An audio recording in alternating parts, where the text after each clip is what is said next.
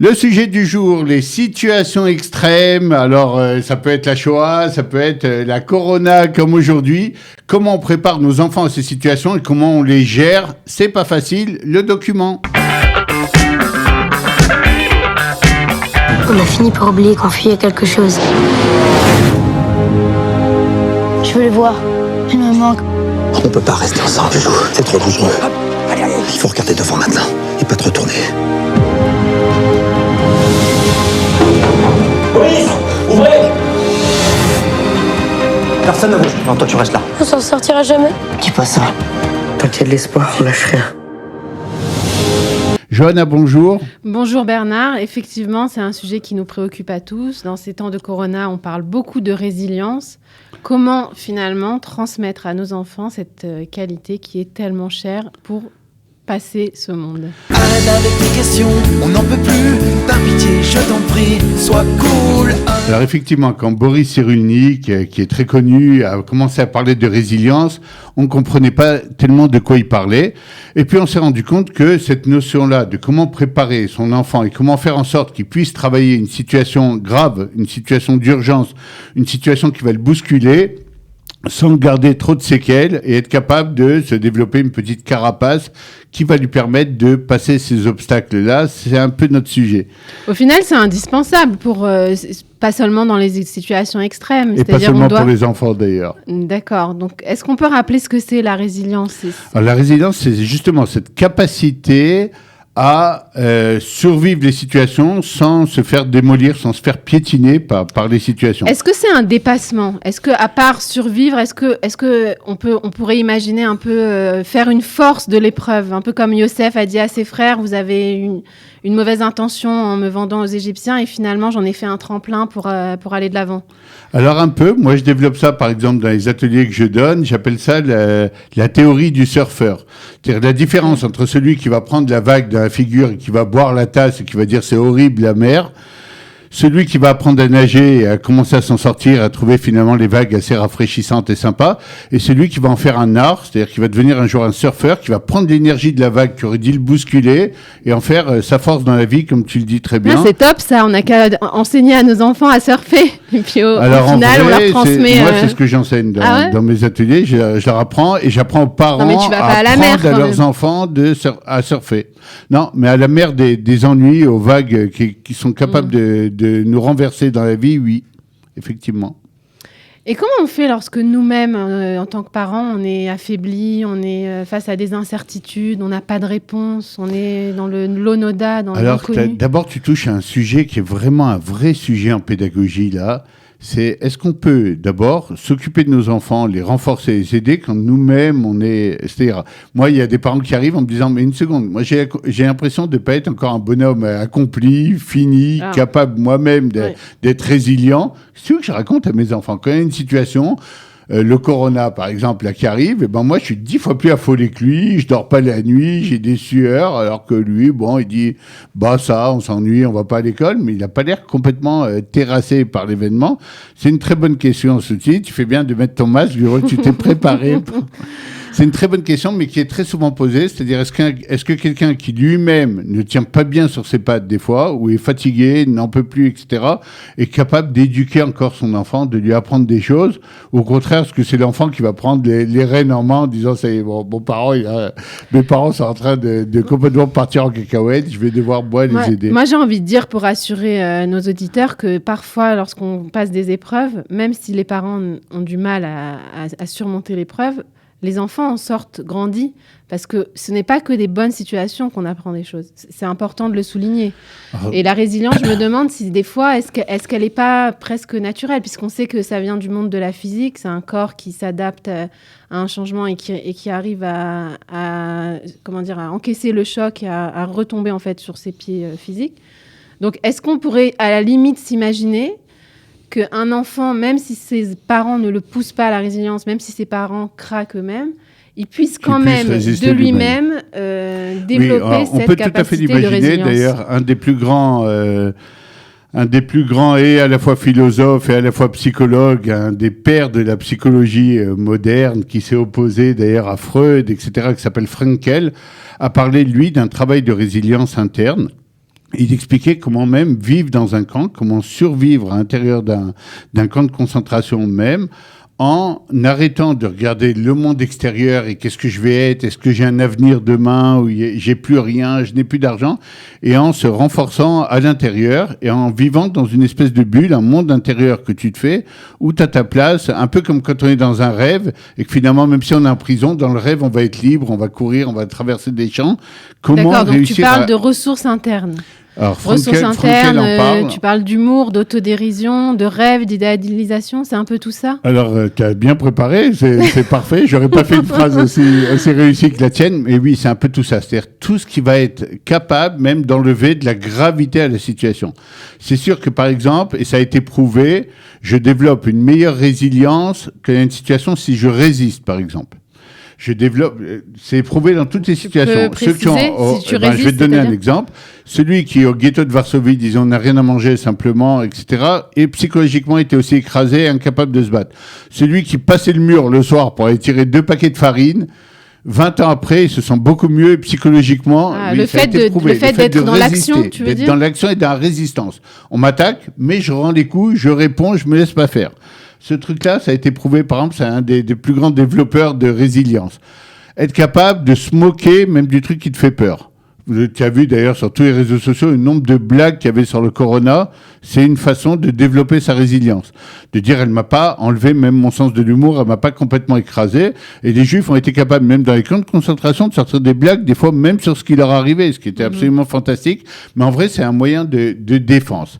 Une autre façon de faire aussi, c'est de remettre de l'ordre là où l'ordre a été bousculé.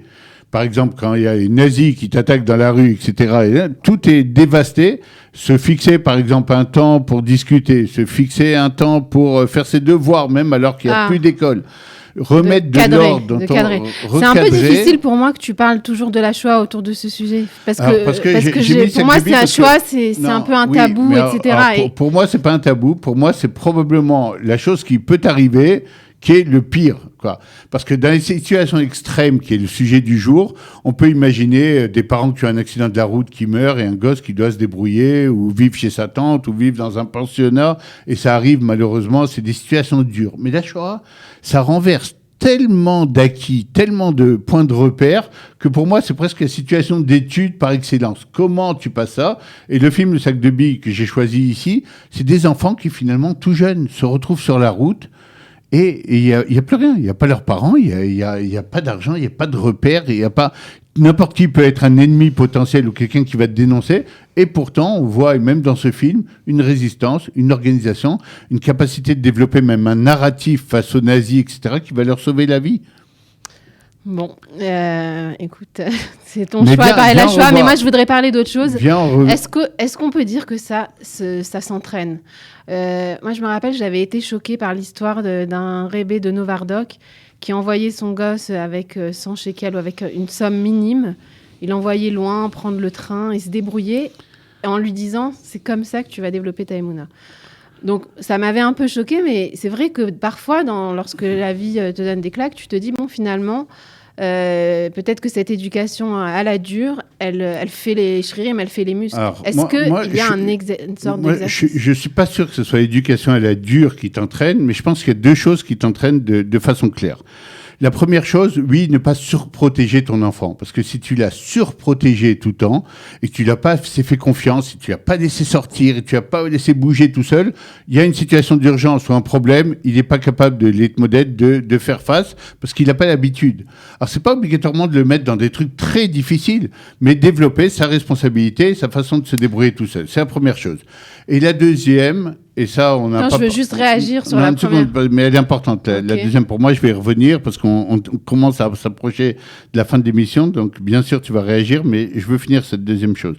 La deuxième chose, c'est d'avoir une famille forte, une famille avec des valeurs, une famille avec des choses solides qui ont toujours été claires. d'aider les pauvres, d'aider, parce que c'est des choses qui te rendent fort. Contrairement à ce qu'on croit des fois, on a l'impression que ça fait des gens trop gentils, un peu naïfs, un peu mous, c'est faux.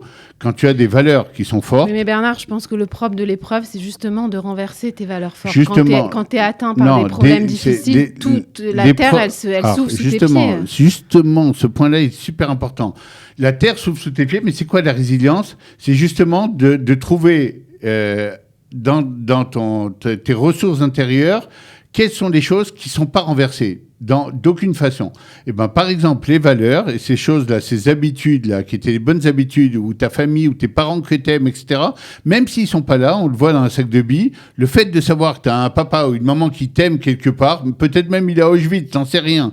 Mais de savoir, ça te rend fort et ça te permet de résister. Oui, mais... Si, par exemple, il y avait une faille dans ça, dans cette capacité à croire, et je crois beaucoup plus en ça que, tiens, on va faire des épreuves, tu vas prendre le train, tu pars une semaine de la maison chaque mois. Non, ça te rend pas fort. Des fois, ça t'affaiblit. Ça te rend fait parce que tu dis, pourquoi on me jette comme ça? Pourquoi on me renvoie? Pourquoi tu n'es pas sûr? Tu as des questions. C'est l'inverse qui te rend fort. Moi, je pense que quand même, en situation d'épreuve, on doit réinventer et repenser nos valeurs. C'est-à-dire, supposons qu'il s'agit d'un sujet où il y a de l'escroquerie, où il y a de la manipulation, etc., et que tu as inculqué à tes enfants la droiture, le fait d'être quelqu'un d'Yachar, tu dois pouvoir leur expliquer que, OK, il y a des situations, un peu comme Yaakov et Lavan, où il a dû apprendre à devenir un peu rusé. Il y a des situations où tu vas devoir mentir parce que tu es face à un menteur. Encore une fois, tu vas devoir t'adapter. Ça ne veut pas dire que ça remet en question tes valeurs. Tu es persuadé que dire la vérité, c'est quelque chose de bien, mais que tu dois adapter. De la même façon, d'ailleurs, parce que tu parles un peu de religion et tout, dans Shabbat, ton voisin est malade, et ben tu vas le prendre et tu vas prendre ta voiture. Ça ne remet pas en question ton Shabbat. Donc le Pikuach Nefesh, ça vient renforcer le Shabbat et non pas le... Tout à fait. Ça vient le renforcer, non pas l'écraser ou le changer ou le violer, très loin de là. J'aimerais qu'on passe à notre petite rubrique parce qu'on arrive à la fin de l'émission, mais on va devoir en reparler parce qu'on a plein de choses à dire sur ça. D'accord. La chose à éviter absolument, même si Johanna n'aime pas cette rubrique. À tout de suite. Maintenant. La chose à éviter. Alors, Johanna, qu'est-ce que tu as retenu? Qu'est-ce qu'il faut éviter absolument? Attends, là, tu m'as mis mal à l'aise, j'aime pas cette rubrique. Non, écoute, la première chose, on va parler de la fin, c'est-à-dire éviter de croire que vos valeurs sont bouleversées. Finalement, il faut juste les recadrer. J'ai beaucoup aimé ce que tu as expliqué, c'est-à-dire que en fait, c'est peut-être même l'occasion. C'est peut-être même l'examen. L'examen de tes valeurs. Voilà, l'examen des valeurs à transmettre à nos enfants. Tout à fait. Ne pas avoir peur. La situation d'urgence ou la chose grave qui arrive, effectivement, c'est un tremblement de terre, c'est un tsunami. Mais justement, tes valeurs et ce que tu as appris, c'est peut-être les choses qui vont te sauver la vie finalement. La deuxième chose, en fait, c'est un peu la réaction que je voulais avoir tout à l'heure, c'est éviter, quand tu dis éviter de surprotéger, je pense que c'est aussi finalement pour nous, les parents, un endroit où on peut se relâcher et lâcher prise. Et ça fait plaisir de savoir que finalement, ça joue en faveur de la résilience. C'est-à-dire que quand tu lâches prise et que tu laisses à tes enfants, même dans des situations extrêmes, même dans tes pensées, tu ne te prends pas la tête en t'angoissant, mais tu te dis, bon, tout n'est pas sur mon dos, il y a un bon Dieu ou une force extérieure qui va aider cet enfant à s'en sortir, au final, tu l'aides aussi à avancer dans la résilience. Donc, éviter de surprotéger, j'ai envie de dire. Éviter de surprotéger, c'est une façon de bien protéger dans les situations d'urgence. Parce que dans la mesure où tu ne l'auras pas trop couvé, il saura se débrouiller. Il a appris à faire face, des fois, même à voir un peu dans la rue comment on se débrouille et au GAN. Et effectivement, des fois, il faut savoir le laisser faire front par rapport aux situations de la vie. Le bon conseil. Alors, la chose qu'on a retenue... Écoute, je vais me permettre de parler d'autre chose qu'on n'a pas parlé. Permets-toi. Moi, je voudrais parler de Kélim, d'outils à transmettre à nos enfants, parce que tu as parlé des ressources internes. Moi, j'ai appris dans le cours de ETI, Emotional Aid, c'est une association, qu'il faut développer les ressources en général. Et les ressources, elles ne sont pas que internes. C'est-à-dire qu'il peut y avoir des ressources externes. Ça peut être des rencontres de groupe, ça peut être du foot pour des gars, du foot, du sport. Chacun avec les ressources qui font du bien. Et plus tu vas augmenter en fait tes ressources externes comme internes, et plus tu vas avoir la capacité à faire face aux épreuves.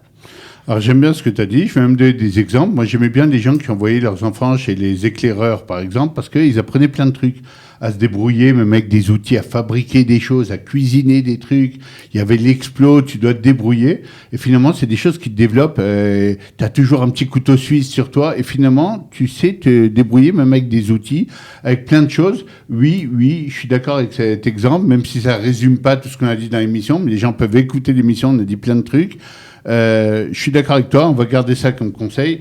Cette petite façon de développer des capacités, de leur apprendre des choses, laissez-les à côté de vous quand vous faites quelque chose, quand vous réparez quelque chose, parce que ça va les aider de façon sûre le jour où il y a... Et à la limite, pas seulement dans les situations extrêmes, même dans les situations normales, plus tu vas donner à ton enfant quelque chose qui le ressource et que tu vas lui enseigner aussi à renouveler ses ressources internes comme externes, et plus il pourra faire face... Et donner aussi plein d'amour, parce que vraiment, c'est le truc qui va les soutenir dans les grosses situations.